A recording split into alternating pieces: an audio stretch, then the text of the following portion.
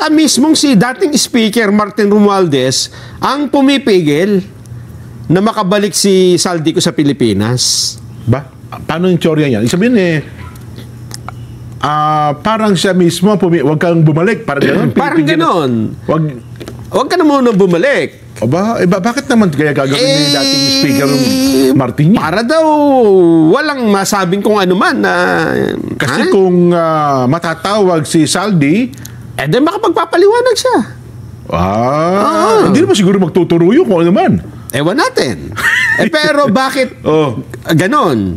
Ang kanyang suhestyon, kung hindi matawag si Saldico dahil nasa malayong lugar. Nasa ibang bansa.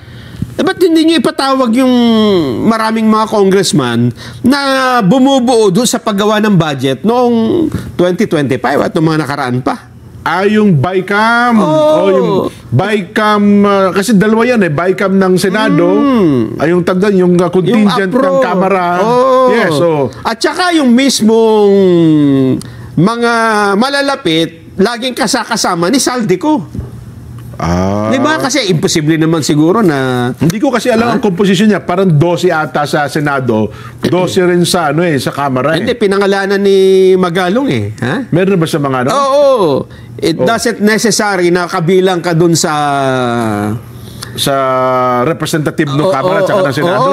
Parang ang sinasabi niya rito, hindi, ito ang grupo nila ito lang yung main character, kumbaga. Ito yung lagi magkakasama Ito yung nagkakasundo doon tungkol dyan sa budget Names na ba siya ngayon? Sabi niya, ito mga ipatawag ninyo. Ipatawag niyo si Congressman Jojo Ang. Ipatawag niyo si Congressman JJ Suarez. Jojo? Meron ba Congressman Jojo? Hindi ko kabisado ito Ngayon, parang ngayon ko na narinig meron pang isa, yung Congressman Kimbo, yung babae. Yung Miro, yung Stella. Patawag niyo. At saka yung JJ Suarez. Patawag niyo yan. Yan ang maraming nalalaman, sabi ni Mayor Magalong. Hindi, mabubuting tao doon mga yan